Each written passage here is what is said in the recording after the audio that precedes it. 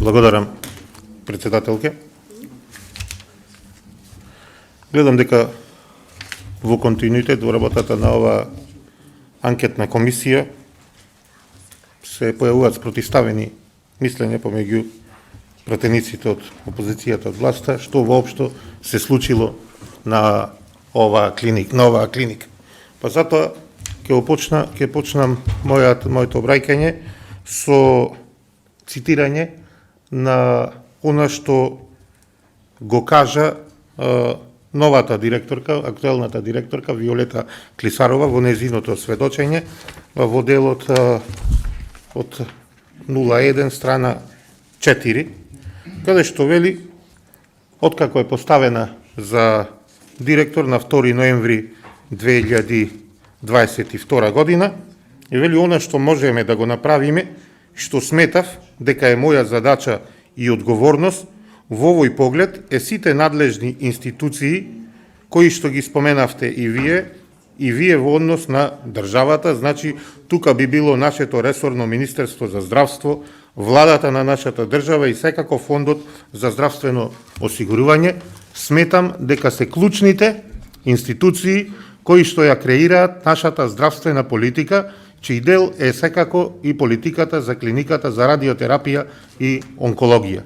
Она што можеме ние да го направиме, и јас во последнава година дена, од кога сум на оваа позиција, сум го направила, се постојаните укажувања кон овие институции, мисли на владата, Министерството и Фондот за здравствено осигурување, уште еднаш да спомнам, со цел да се образложи аргументирано, со факти и отворено да почне да се зборува за оваа, нема да биде силно премногу, ако се изразам, агонија во која клиниката е доведена.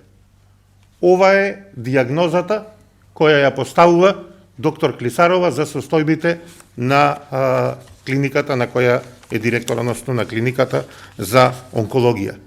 Околу тоа што се случило и што е случено на клиниката за онкологија, во делот 7, страна 3 од сведочењето на екс-директорот Никола Васев, на прашање дали може да каже што се случило, дали може да го класифицира како скандал тоа што се случило, афера, монструозна афера на клиниката за онкологија, потврдува со зборовите да, скандал има. Затоа и е формирана оваа комисија.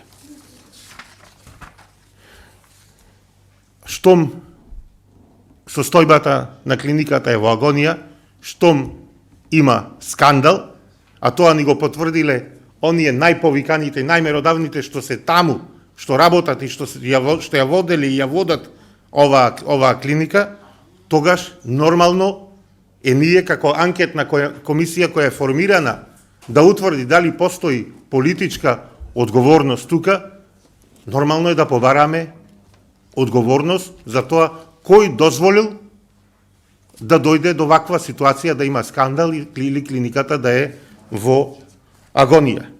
Но да одам со ред, повторно со сведочењето на доктор Клисарова, актуелна директорка, во делот 01 страна 2. Си зададов пред себе повеќе работни задачи, за кои што дел можев многу брзо да ги спроведам и да допринесам до некаква промена во работата. За дел потребно е време и не може тоа наеднаш преку ноќ да се спроведе, се со цел да се подобри квалитетот на здравствената грижа на овие пациенти кои што се третираат во нашата клиника. Па така би рекла дека прво нешто што можеше веднаш да се оствари, беше воведување на стандарди со кои што сметав дека ќе се подобри квалитетот во работењето, односно тука се отвори потребата од апдейтирање, ажурирање на клиничките упатства според кои ќе внесеме поголема стручност во работењето. Па јас се прашувам, кој тоа дозволил да се работи на клиниката без стандарди? Кој тоа дозволил? на директорот Васев толку години да работи без упатства, насоки, протоколи. Па за да мора доктор Клисарова одеднаш во 2022 година, крајот на 2022 година, да ги воведува овие работи до тога што не биле воведени. Вели понатаму, тимското работење како едно од најправилните и го чувствувам бидејќи силата на клиниката е стручниот колегиум, не е медицинскиот директор. Што е во спротивност од она што го сведочеше господинот Нино Васев. Ке кажам и во кој дел, во делот 07, во неговото сведочење, каде што кажува дека сам одлучил да изврши итна набавка на лекарства. Суспендирајќи го стручниот колегиум, онколошкиот конзилиум, кој не функционирал во тоа време, а како што гледаме, е неопходен во планирањето и одлучувањето за аплицирање на терапијата. За онколошкиот конзилиум, вели Клисарова, е стручно тело. Значи, за таквата рационализација во препишувањето, но меѓутоа по строго определени и утврдени критериуми според медицина базирана на докази, зашто со формирањето на конзилиумот е уште една потврда дека имаше стварно потреба од апдейтирање на онколошките протоколи.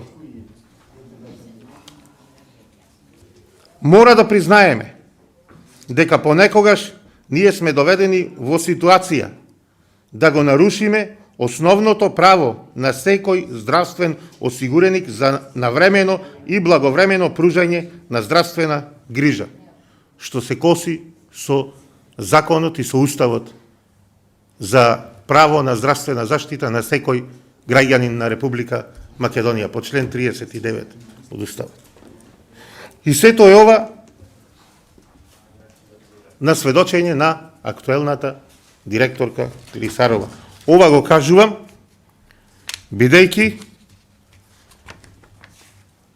како доказ дека предходно апсолутно ништо не функционирало на клиниката за онкологија по протоколи, по прописи, по закони.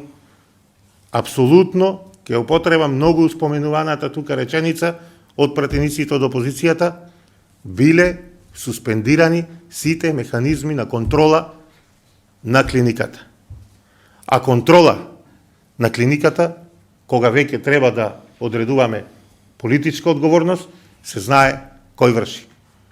Министерството за здравство, односно министерот за здравство, кој го назначува директорот и кој по сите членови од законот за здравствена заштита апсолутно е надлежен за работата на директорот кој го назначува. И по член 225 министерството, односно министерот е оној кој треба и мора да врши надзор врз работата на министерството и доколку нешто не е како што треба да формира надзорна комисија за да ги испита работите што се случувале на таа клиника. Што во овој случај ниту е направено, ниту е комисија составена, ниту е побарано било каква одговорност од директорот Васев, а информирани биле од Министерството за многу работи кои незаконски, уште еднаш ќе повторам, се случувале и се работеле на клиниката. Тоа го кажува и господинот организацијски директор Нухи на оделот 12, страна 2, каде што зборува за задолжувањето на клиниката дека се правело со знаење на Министерството, за се биле известени, како претходно, како и директорот Васев, што врши признавање дека на страна 7, во делот 7, дека имало мртов пациент на листата за терапија, каде на во делот 9 на страна 3 признавање за дека се вршело терапирање вон клиниката, дека се издавала терапија на рака. Во делот 4, страница 1, дава признавање дека е известено Министерството преку државниот секретар Милошевски на неколку состаноци и плюс писмено за като системот и неговото подобро функционирање, што треба да се направи за докомплетирање на като системот. Исто не е ништо преземено, а тука министерот за здравство Филипче не убедуваше дека воопшто не слушнал, не ни знаел дека постои таков систем. Па зарем ке прашам јас, е нормално кога државниот секретар држел состаноци на оваа тема и со фирмата од Белград и со директорот, што е признание на директорот Васев,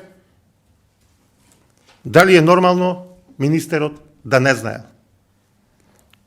И уште многу други сведочења кои ќе ги истакнам, како се формирала пописна комисија, што е нотирано во Државниот завод за ревизија со извештајот, со лица кои никако не смееле да бидат во таа пописна комисија, бидејќи тие манипулирале со терапијата.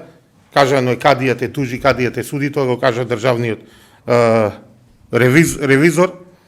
Потоа во делот 10 на страница 5 господинот Нухи, организацијски директор, зборува за незаконитоста на постапката за земање на реверси, каде што стриктно вели, цитирам, спротивно на закон. И каде што го нотирал, тој го кажувал дека е спротивно на закон набавката, ваквиот вид на набавка на лекови со реверс. И многу други работи. Еве во делот 3 на страница 1, 3 и 5 кажува директорот Никола Васев дека не смее една фирма да биде дистрибутер. Вели едноставно не смее. Во мое време беше 42% снабдувањето со лекови од едната иста компанија, во моментот наведува дека е 70%. И сега, почитувани колеги од власта, еве, бидејќи во оваа комисија сме заедно, декларативно сите сакаме да го решиме, да се реши овој случај од ваша, не зборувам за од ваша страна. Сите сакате да се реши овој случај. Еве, јас ве прашувам, кога се дозволило со признание на директорите на оваа клиника и на директорот Васев, и на организацијскиот Нухи, и на актуелната директорка, дека се суспендирани сите контролни механизми на клиниката, а требало да ја контролира работата тогашниот министер Венко Филипче, тогаш јас ќе прашам заедно како ќе донесеме заклучок и каков заклучок кога овде е евидентна одговорноста на екс-министерот Венко Филипче околу пропустите во работата на клиниката за онкологија.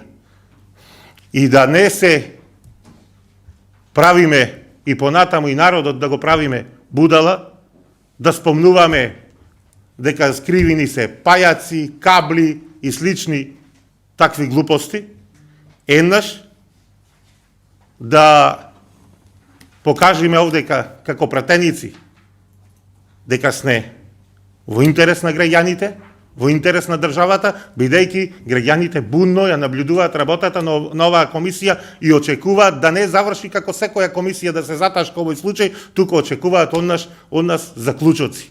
А тоа можеме да го направиме заеднички. Затоа ќе ве замолам да бидиме на висина на задачата и на секој да не одиме со реплики тука да се надмудруваме.